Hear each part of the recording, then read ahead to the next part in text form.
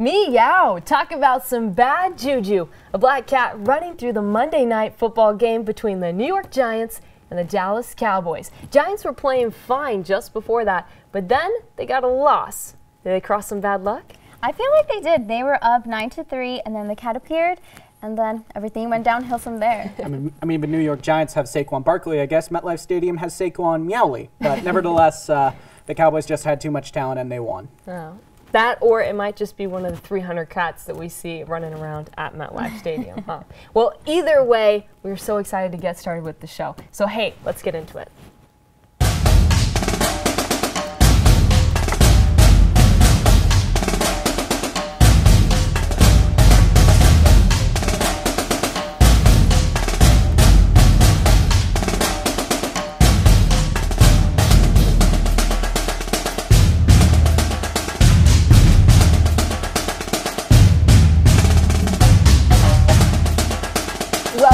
A new episode of The Rundown, a brand new sports debate show brought to you by The Rebel Report. We'll be debating headlines pertaining not only to Las Vegas, but also to national and international sports. I'm Sam Mann, and alongside me, we have our panelists, Derek Hegna and Karina Trujillo. Thanks for joining, guys. Hey. Hi.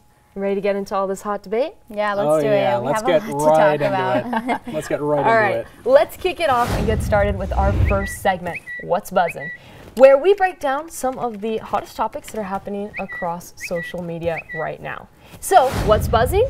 Evander Kane, the San Jose Sharks forward, visited Vegas back in April for the first round of the Stanley Cup playoffs. While here, he decided to do a little bit of gambling like most do, and the Las Vegas Cosmopolitan says that he took out credits to do a little bit of gambling, about $500,000 worth.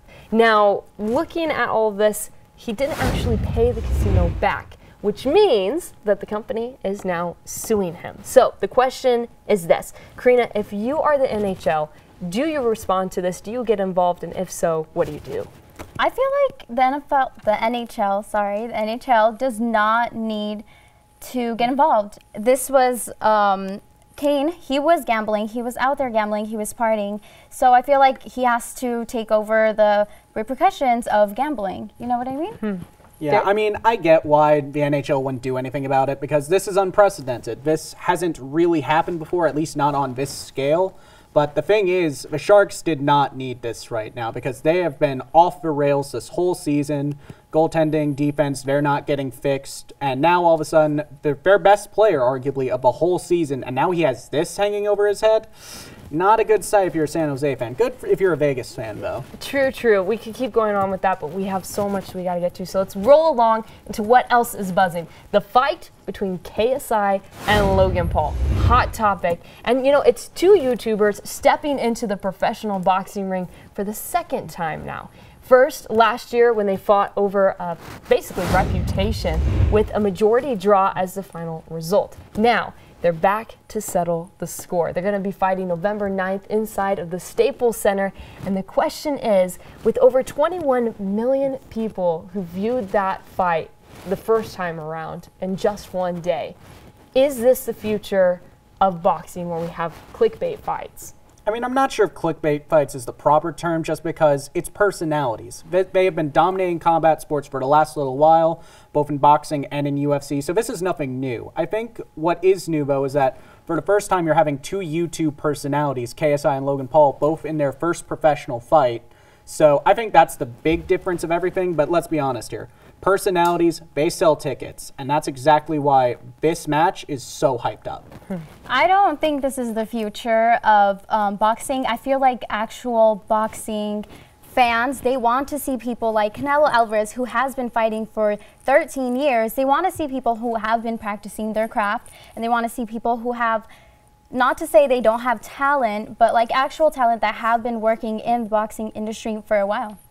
Well, personally, I think KSI is going to take it. I'm going on record making that statement. But finally, we got to get to the last topic, which is what's buzzing. It's the hot one, the debate between who's got the best chicken sandwich. So in the NFL, we've been seeing some players making statements and plugs.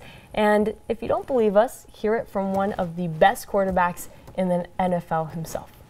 All excited. That eye, how's the eye doing? The eye is great. I got some, I tell you the key. The key is, it was the Popeye spicy chicken sandwiches that I ate this week that helped the eye, so make sure you know. There's a nice little plug. So how do you guys feel about this shameless plug? I mean, it's advertising. Popeyes isn't going to say no to it. And Deshaun Watson likes having fun in his post-game conferences, so I can see where he's coming from there. Exactly. Maybe he'll get some free sandwiches, or he'll even get a sponsorship for them. So, hey, whatever you have to do to get that money, you know what I mean? All right, let's end it right here. Who makes the best sandwich? I mean, I've had Chick-fil-A's, haven't had Popeyes yet, but let me just say, it's going to be very tough to beat that one. I had Popeyes last night, the chicken sandwich, but Chick-fil-A still beats it. I'm going to say you're both wrong, and my grandma makes the best chicken sandwich. So moving along, let's get in time for What's Heating Up Locally, where we discuss some of the most recent headlines that are happening here in Las Vegas, as the Runnin' Rebels open their season with an 86-71 win over Purdue Fort Wayne. So here's Coach TJ Altelberger talking about how the team did. I was pleased with our guys, how they came out and prepared for this game. There's still always going to be the nerves on opening night, regardless of how many times you've had dress rehearsals. Once it's for real, it's for real. I think our guys established in that first half who we can be defensively when we pressure the basketball, when we really guard and contest the three-point line, which they were 1 for 14 at half, and we do a great job on the glass. And so I think that first half was indicative of who we can be. Wasn't thrilled with our effort there in the second half defensively. Couple spectacular performances, particularly Mbake with his energy. Thought that was tremendous, and just overall a good team win. Now, look, there's no debate. The eyes are all on Coach, and there's a ton of pressure on him and the players. So, with all this talk about a new era for UNLV's men's basketball program, do they deliver, and can they bring home a conference title? I mean, it'll be a tough ask to get a conference title because everyone knows Utah State is close to being ranked, if not ranked already, and Boise State's very close in that department as well. However, UNLV sees himself as one of these dark horse competitors, can definitely see themselves in the middle of the division, getting a win in the conference tournament. So really, I think how it's going to be judged is the fair expectations that are placed on Coach Otzelberger, because personally, I think he's going to be great. I think that he can get this program on track and he can send it to new heights, but it's going to take some time. There's no questions. And this victory last night, a few kinks, but that's to be expected in a new system. Briefly, do you have a counter or do you agree with what Derek said? I agree with you. Like Coach said, Mbake, he definitely used his height. He was crashing the boards, and he had 17 rebounds. 6 of those were on the offense, and 11 of those were on the defense. So that's really impressive for him. All right. Well, let's take a look also at the Lady Rebels. So the team kicks off their season Saturday, November 9th, against Cal State Fullerton. They too have their own challenges, like they're coming off of a 12-18 record last season, lost players like Katie Powell and Nikki Wheatley, and we also have a new roster with 8 young, brand new players coming in. So all of these things don't seem to distract Coach Olivier, though. She sounded very hopeful when she made a statement talking about the team's dynamic. We have 4 seniors, and they're working with 8 new players. So that's a lot. So it's considered a true rebuilding year.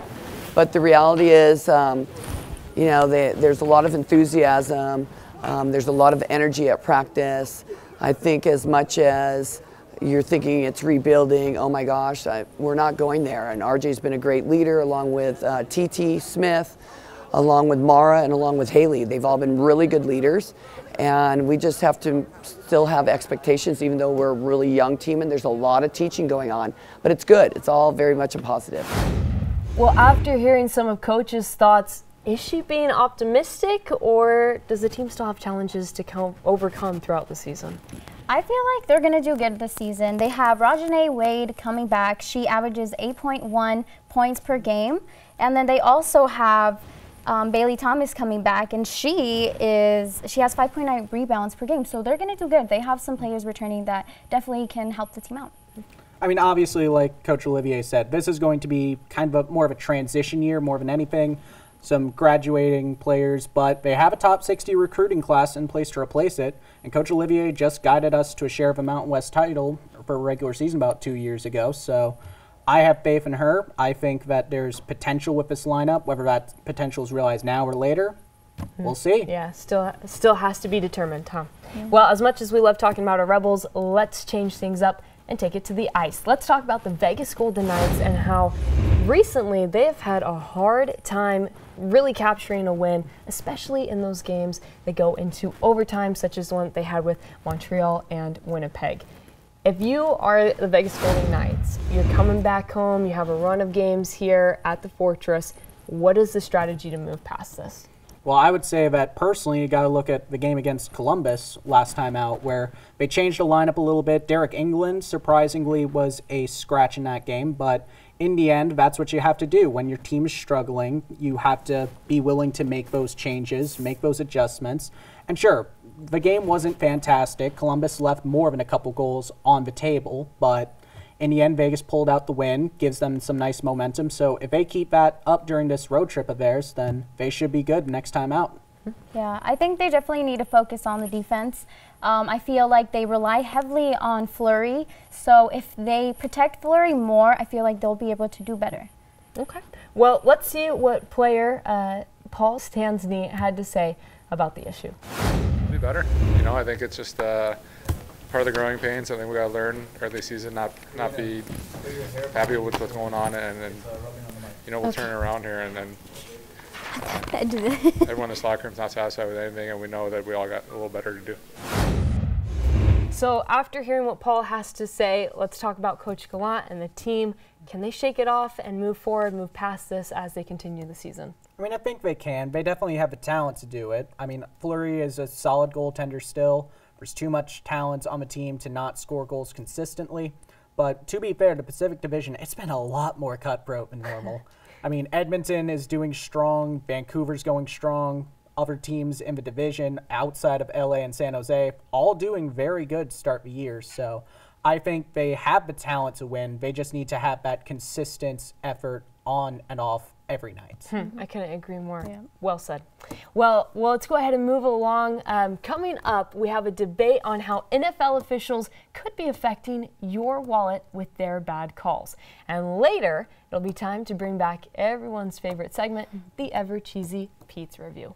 Stay tuned.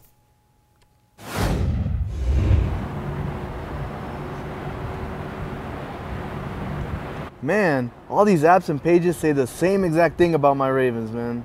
Hey Christian, do you know any other sources where I can get more sports news? Oh yeah, man. Check out Rebel Report. They're on Facebook, Instagram, YouTube, Twitter, you name it. Awesome. Thanks, man. I'll for sure check them out, and I'll tell all my buddies all about it.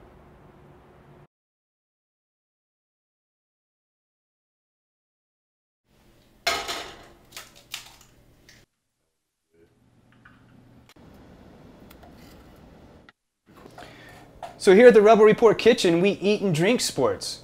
How do you like your sport? How about football? And basketball? Their energy is always as high. With top-notch reporting and in-depth interviews, a serving of the Rebel Report is exactly what you're looking for. Tune in to get your fill.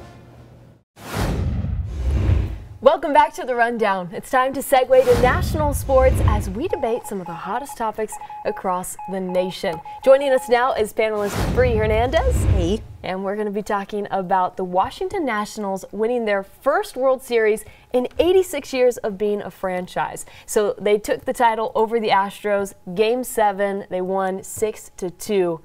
Is this something that just happened this year, or is it going to repeat itself? Well, with their record when they first came into 19-31, it wasn't looking so hot for them. And, you know, they're throwing dirt on them, and kind of they were the underdogs that really had to keep working with all 28 people, not with just Soto for the home hitter that actually got them into the World Series. So it's actually pretty surprising to see how they all came together, and especially since the last time they got it was with Walter Johnson as the pitcher with the Washington Senators.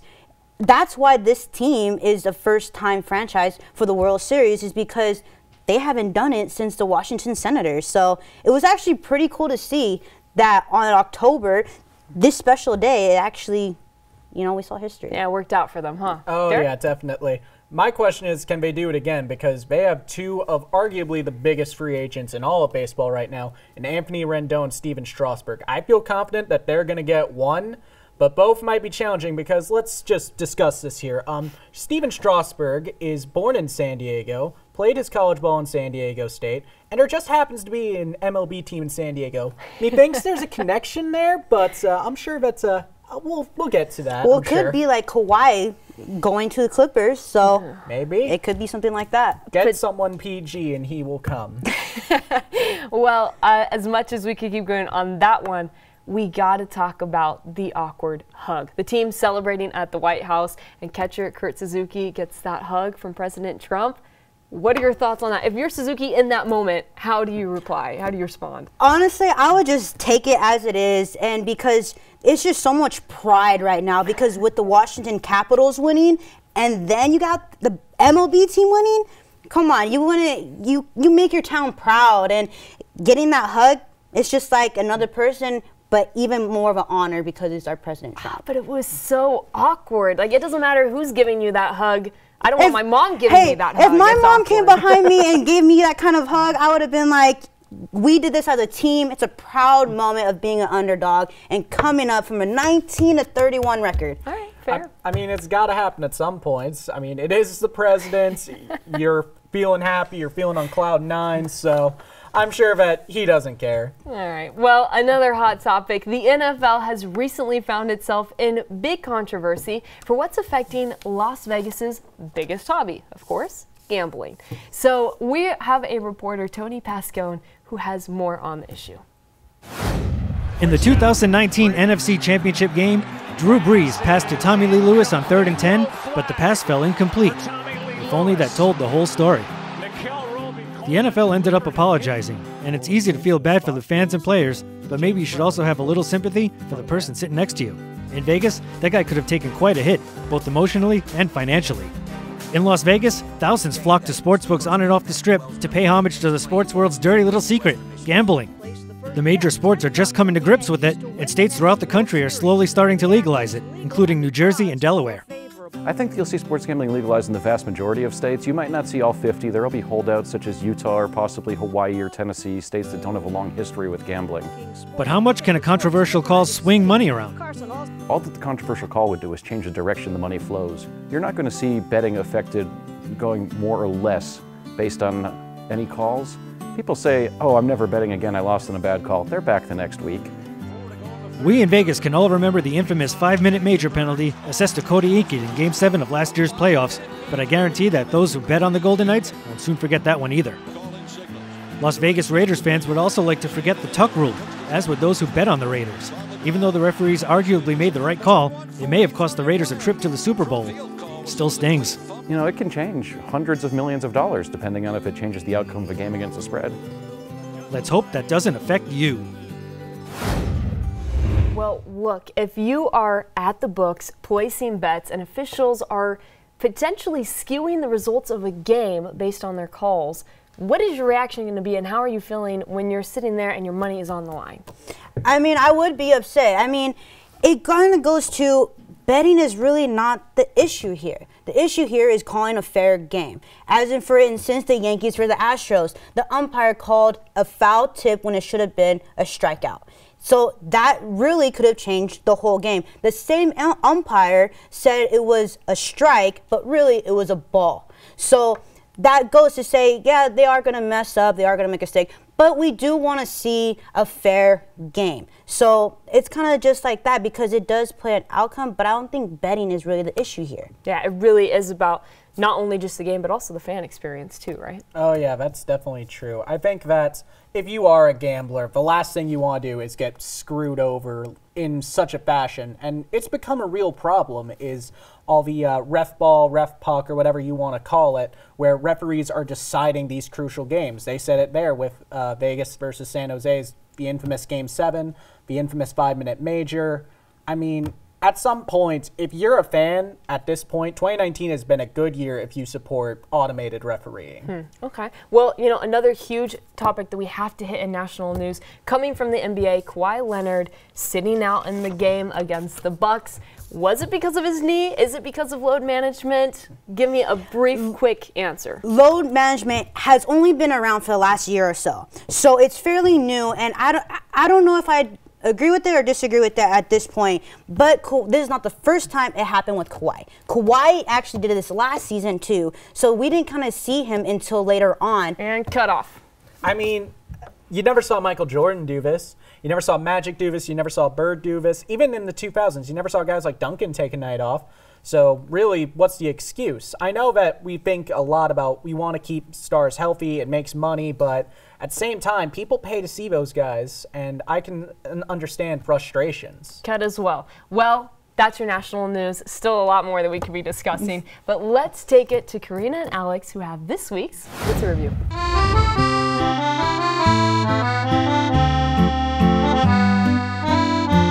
We're here at Rocco's New York Pizza for this week's pizza review. Yes, we're at the location in Summerlin off of Charleston, the 215. Let's take a look at this pizza, shall we? She's a little bit oily, I'm not gonna lie. A little greasy, it's alright.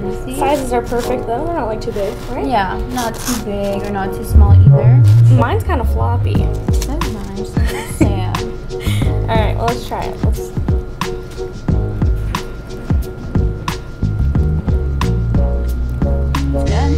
Definitely good. That's good. What do you think you would rate this pizza?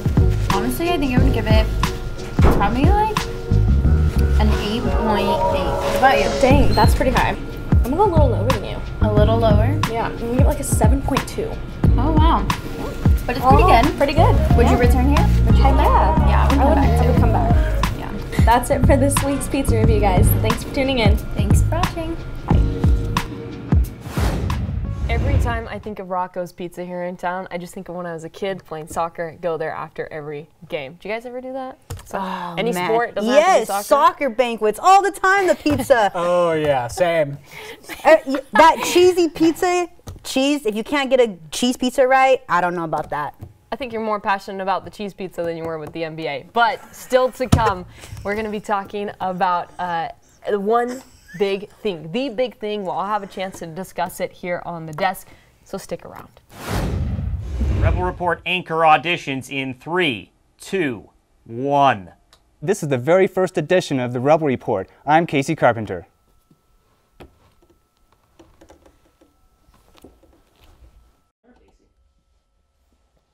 Somebody tell Hey Reb to read the prompter, please. The prompter script is good. You gotta talk. You gotta talk.